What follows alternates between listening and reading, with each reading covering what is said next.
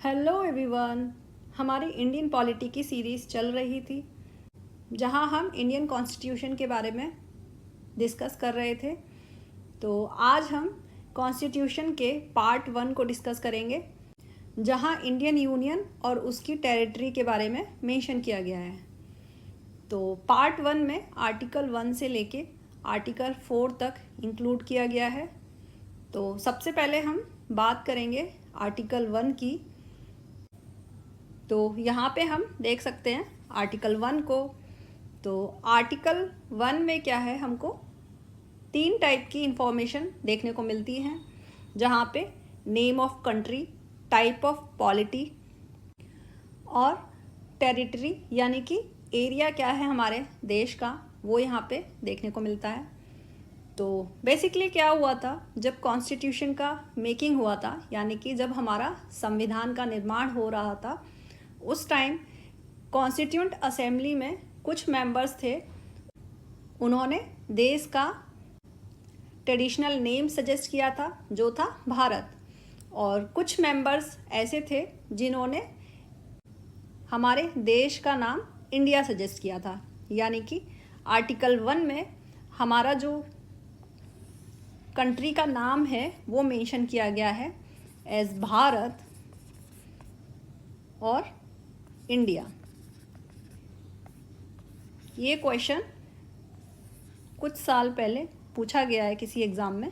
तो यहाँ पे आर्टिकल 1 में तो यहाँ पे मेंशन किया गया है the name of union India that is Bharat and it's territory. यानी कि आर्टिकल 1 में हमको क्या है, टेरिटरी के बारे में देखने को मिला है। हमारे देश में, हमारे यूनियन में क्या टेरिटरी रहेगी हमारी यूनियन की, वो यहाँ पे हमको देखने को मिलता है आर्टिकल 1 में। देन उसके बाद क्या था, यहाँ पे at time of framing of our constitution, हमारे संविधान का जब निर्माण हो रहा था उस टाइम हमारे देश में क्या था, कॉन्स्टिट्यूएंट असेंबली में कुछ लोगों ने सजेस्ट किया था भारत और कुछ लोगों ने हमारे देश का नाम सजेस्ट किया था इंडिया। और इसीलिए आज हम क्या है, आर्टिकल 1 में हमने क्या है, दोनों ही नाम को अडॉप्ट किया है, भारत और इंडिया। तो यहाँ पे देखने को मिला है हमको इंडिया दैट इज़ भारत। तो यहाँ पे हमारे कंट्री को क्या है, यूनियन ऑफ स्टेट मेंशन किया गया है, यानी कि स्टेट का यूनियन है हमारा देश। यहाँ पे फेडरेशन नहीं है लाइक यूएसए। अमेरिका में क्या है, फेडरेशन ऑफ स्टेट है, यानी कि यहाँ पे 2 तरह के जो पॉलिटी है देखने को मिलती है, एक यूनियन ऑफ स्टेट और एक फेडरेशन ऑफ स्टेट। अब यहाँ पे डिफरेंस क्या होता है फेडरेशन में और यूनियन में, ये अभी हम देखेंगे। तो जैसा कि हमने यहाँ अभी देखा था यूनियन ऑफ स्टेट, तो आर्टिकल 1 से हमें अपने देश की यानी कि इंडिया की पॉलिटी भी पता चलती है कि हमारे देश की पॉलिटी क्या है, हमारा जो देश का फॉर्मेशन है वो किस बेसिस पे है, ये हमको यहाँ पे देखने को मिला है। तो पॉलिटी की बात करें तो यहाँ पे क्या है, 2 तरह से डिफाइन की गई है। तो यहाँ पे क्या है, एक है यूनियन ऑफ स्टेट, जैसे कि हमारा भारत यूनियन ऑफ स्टेट है, हमारा प्यारा भारत। तो यहाँ पे यूनियन ऑफ स्टेट में क्या होता है, सबसे पहले एक कंट्री का क्या है, एरिया डिसाइड किया जाता है। देन उसके बाद क्या है, एरिया एलोकेट होने के बाद वहाँ पे कुछ स्टेट्स को मेंशन कर दिया जाता है, यहाँ पे कुछ स्टेट बना दिए जाते हैं कंट्री के अंदर। तो यहाँ पे क्या है, जो ये स्टेट्स हैं वो एक यूनियन बनाते हैं, ठीक है। और ये स्टेट्स को क्या है, कोई भी राइट नहीं होता है अपने यूनियन को छोड़ के जाने का। यानी कि ये स्टेट अगर चाहें कि हम अपना इंडिपेंडेंट स्टेट बना लें या कंट्री बना लें, तो ये ऐसा नहीं कर सकते हैं, ये इनको अलाउड नहीं होता है यूनियन ऑफ स्टेट में। ये स्टेट कभी भी किसी भी कंडीशन में टूट के दूसरा इंडिपेंडेंट कंट्री या देश नहीं बना सकते हैं। जैसा कि हमारा भारत अखंड भारत इसीलिए बोला जाता है क्योंकि हमारे स्टेट कभी भी डिवाइडेड नहीं हो सकते हैं, कभी भी इंडिपेंडेंट नहीं हो सकते हैं इंडिया से, जब तक कि हमारा पार्लियामेंट किसी को हमारा कोई भी पर्टिकुलर एरिया सीड ना करे, यानी कि किसी इंटरनेशनल ट्रीटी के अकॉर्डिंग अगर एक्सचेंज ना करे या फिर अपनी टेरिटरी किसी दूसरे देश को ना दे, तब तक कि कोई भी स्टेट अपना कोई भी एरिया इंडिपेंडेंट घोषित नहीं कर सकता है यूनियन ऑफ स्टेट में। देन उसके बाद सेकेंड टाइप ऑफ पॉलिटी होता है federation of state. Federation of state जो होते हैं, यहाँ पे क्या है, यूएसए में देखने को मिला है, अमेरिका में फेडरेशन ऑफ स्टेट। इसका मतलब क्या होता है, यहाँ पे जो स्टेट्स होते हैं वो आपस में आते हैं, साथ आते हैं और एक क्या है, देश को बनाते हैं। यहाँ पे पहले देश नहीं बनता है, यहाँ पे पहले बनते हैं स्टेट्स। स्टेट्स आते हैं, ये आपस में क्या है, एक एग्रीमेंट यहाँ पे अपना बनाते हैं। उस एग्रीमेंट के अकॉर्डिंग क्या है, ये फिर खुद को एक देश डिक्लेयर कर देते हैं। यहाँ पे जो स्टेट्स होते हैं ये फ्रीली अपने आप को इंडिपेंडेंट करने के लिए क्या है, हक होता है इनको। ये जब भी चाहें खुद को इंडिपेंडेंट घोषित कर सकते हैं, जब भी चाहें टूट के अपने लिए अलग देश या स्टेट बना सकते हैं। तो फेडरेशन में क्या होता है, डिस्ट्रक्टेबल स्टेट्स होते हैं और यहाँ पे क्या है, यूनियन ऑफ स्टेट में इंडिस्ट्रक्टेबल होता है। ठीक है, यूनियन ऑफ स्टेट में जो स्टेट्स होते हैं वो इंडिस्ट्रक्टेबल होते हैं, यानी कि वो कभी भी खुद को अलग नहीं कर सकते हैं, उन्हें कोई राइट नहीं होता है खुद को अलग रखने का देश से। तो यहाँ पे क्या है, यूनियन ऑफ स्टेट और फेडरेशन ऑफ स्टेट का कॉन्सेप्ट था। तो हमने क्या है, यूनियन ऑफ स्टेट को अडॉप्ट किया था, यानी कि हमारा प्यारा भारत क्या है, यूनियन ऑफ स्टेट है। देन अब बात हम करते हैं टेरिटोरियल एरिया की। हमारे कंट्री की टेरिटोरियल एरिया क्या है, तो आर्टिकल 1 के अकॉर्डिंग क्या है, हमारा जो टेरिटरी है वो 3 टाइप से डिफाइन की गई है। 3 तरह की टेरिटरी यहाँ पे हमारे देश में देखने को मिलती हैं।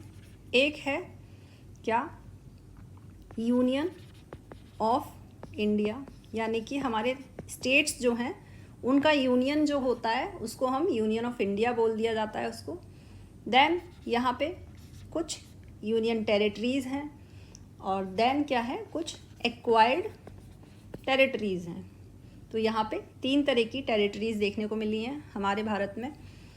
तो यूनियन ऑफ इंडिया में क्या हुआ करता था, यहाँ पे 2 तरह की प्रोविंसेस को इंक्लूड किया गया था। जब हमारा भारत आज़ाद नहीं हुआ था उस टाइम क्या था, कुछ जो स्टेट्स थे वो थे ब्रिटिश प्रोविंसेस, ठीक है, जो ब्रिटिश गवर्नमेंट के अंडर रूल किया करते थे, और कुछ जो स्टेट थे वो थे princely states.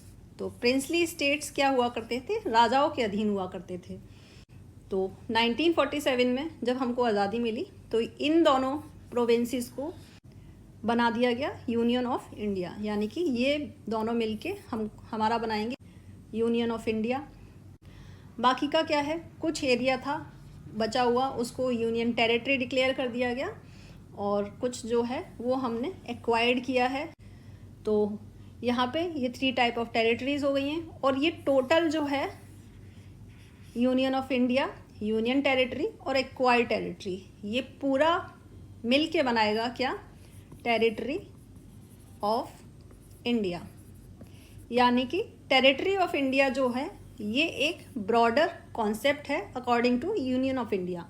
Union of India क्या है, एक छोटा कॉन्सेप्ट है, यहाँ पे सिर्फ स्टेट्स को इंक्लूड किया गया है और टेरिटरी ऑफ इंडिया में यूनियन टेरिटरीज और एक्वायर्ड टेरिटरीज को भी इंक्लूड किया गया है। तो ये कॉन्सेप्ट हैं, कभी कभी पूछ लिए जाते हैं। देन अब बात करेंगे हम आर्टिकल 2 की। तो आर्टिकल 2 में क्या है, जो हमारा कॉन्स्टिट्यूशन है, संविधान है, वो पार्लियामेंट को पावर देता है टू एडमिट और फॉर्म न्यू स्टेट्स। ठीक है, तो यहाँ पे क्या है, पार्लियामेंट जो है वो नए स्टेट बना सकती है या फिर नए स्टेट्स को एडमिट कर सकती है, यानी कि एडमिट कर सकती है कहीं से भी। तो यहाँ पे क्या है, एक्वायर्ड टेरिटरी की बात की जा रही है, जो हम टेरिटरी कहीं से भी एक्वायर्ड करेंगे, ठीक है, इंटरनेशनल एग्रीमेंट्स के थ्रू। ठीक है, तो यहाँ पे क्या है, अगर कोई भी टेरिटरी एक्वायर्ड की जाती है कहीं से तो उसको एडमिट करने का, ठीक है, और उसको एक नया स्टेट बनाने का जो राइट है यहाँ पे पार्लियामेंट को दिया गया है। तो यहाँ पे हमारा जो यूनियन है उसमें हम नया स्टेट भी ला सकते हैं, ठीक है, और क्या है, नया स्टेट बना भी सकते हैं और एडमिट भी कर सकते हैं, ठीक है। तो ये क्या है हमारा आर्टिकल 2। यहाँ पे याद रखने की चीज़ है, यहाँ पे क्या है, एक्वायर्ड टेरिटरी की बात की जा रही है। यहाँ पे जो न्यू स्टेट्स हैं, यानी कि जो स्टेट्स अभी तक एग्जिस्ट नहीं किए हैं हमारे देश में, यहाँ पे उन टेरिटरीज़ की बात हो रही है। जबकि आर्टिकल 3 में क्या है, जो ऑलरेडी हमारे टेरिटरी में एक्वायर्ड किए गए हैं या फिर हमारे ऑलरेडी एग्जिस्टिंग स्टेट हैं, आर्टिकल 3 में उसकी बात की जाएगी। तो अब बात करेंगे हम आर्टिकल 3 की। तो यहाँ पे क्या है, आर्टिकल 3 बात करता है उन स्टेट की जो ऑलरेडी यूनियन ऑफ इंडिया के पार्ट हैं, जैसे कि अभी हमने देखा था यूनियन ऑफ इंडिया। तो यहाँ पे क्या है, यूनियन ऑफ स्टेट में जो भी पार्ट हैं उन स्टेट में क्या है, नया स्टेट बना सकता है पार्लियामेंट, और उसका एरिया भी चेंज कर सकता है, उसका एक्सटेंट चेंज कर सकता है, या फिर उसका नाम भी बदल सकता है जो एग्जिस्टिंग स्टेट्स है। यानी कि ऑलरेडी जो भी स्टेट्स हैं उनका क्या है, उनमें से यहाँ पे पार्टीशन करके 2 स्टेट बना सकता है, या फिर कोई भी स्टेट है उसका एरिया चेंज कर सकता है, या फिर इसका नाम भी चेंज कर सकता है। तो जैसे कि हमने 2 जून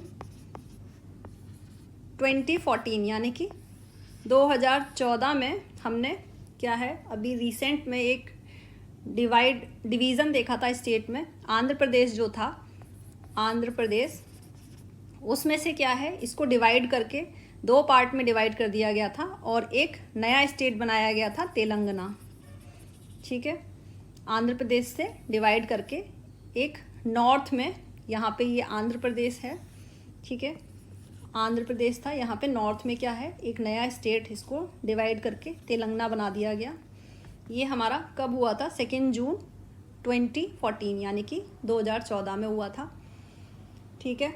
और इसके अकॉर्डिंग क्या है, इस आर्टिकल 3 के अकॉर्डिंग किसी भी स्टेट का एरिया जो है उसको इंक्रीज़ कर सकती है पार्लियामेंट, डिक्रीज़ कर सकती है, उसकी बाउंड्रीज़ को चेंज कर सकती है, और उसके नाम को भी बदला जा सकता है। और ये सारे काम क्या है, पार्लियामेंट के थ्रू किए जाएंगे, थ्रू अ बिल, ठीक है। और यहाँ पे एक बहुत ही इम्पॉर्टेंट चीज़ है, ये जो भी प्रोसेस जो होगा न्यू स्टेट को बनाना या फिर एरिया को चेंज करना या नाम को चेंज करना, इन सब चीज़ के लिए क्या है, पर्टिकुलर स्टेट की मंजूरी की ज़रूरत नहीं है पार्लियामेंट को। इसमें क्या है, पार्लियामेंट खुद अपना डिसीज़न ले सकती है। अब देखते हैं आर्टिकल 4। तो आर्टिकल 4 है, ये कहता है कि जो आर्टिकल 2 और आर्टिकल 3 में अभी हमने देखा था उसको इम्प्लीमेंट करने के लिए कोई भी कॉन्स्टिट्यूशनल अमेंडमेंट की ज़रूरत नहीं है। यानी कि यहाँ पे आर्टिकल 368 जहाँ पे मेंशन किया गया है कॉन्स्टिट्यूशनल अमेंडमेंट, ठीक है, कॉन्स्टिट्यूशनल अमेंडमेंट, इसकी ज़रूरत यहाँ पे नहीं है। आर्टिकल 2 और आर्टिकल 3 को इम्प्लीमेंट करने के लिए कॉन्स्टिट्यूशनल अमेंडमेंट की ज़रूरत नहीं है। यहाँ पे आर्टिकल 368 को इम्प्लीमेंट करने की ज़रूरत नहीं है। यहाँ पे ये एक सिंपल मेजॉरिटी से यहाँ पे ये किया जा सकता है। आर्टिकल 2 और आर्टिकल 3 को इम्प्लीमेंट किया जा सकता है, ठीक है। इसमें क्या है, पार्लियामेंट क्या है, एक बिल को पास करेंगे, यहाँ पे एक बिल पास होगा और वो भी होगा एक सिंपल मेजॉरिटी से। सिंपल मेजॉरिटी से एक बिल को पास किया जाएगा हमारे पार्लियामेंट के दोनों हाउसेस के थ्रू, और देन उसके बाद सिंपली क्या है, ये प्रोसेस आर्टिकल 2 या फिर आर्टिकल 3 को इम्प्लीमेंट किया जा सकता है। और यहाँ पे पर्टिकुलर स्टेट को भी क्या है, इन्वॉल्व करने की ज़रूरत नहीं है, उनकी राय को यहाँ पे लेना ज़रूरत नहीं है। तो यहाँ पे पार्लियामेंट खुद अपना डिसीज़न ले सकती है, ठीक है। देन उसके बाद क्या है, हमारा यहाँ पे आर्टिकल 1 से लेके आर्टिकल 4 तक कवर हो चुका है। पार्ट 1 हमारा कंप्लीट हो चुका है। नेक्स्ट लेक्चर में हम क्या है पार्ट 2 को देखेंगे, और पार्ट 2 क्या है हमारा सिटीजनशिप। ठीक है, तो नेक्स्ट लेक्चर में हम अपनी नागरिकता के बारे में देखेंगे। तो पढ़ते रहिए। Thank you everyone.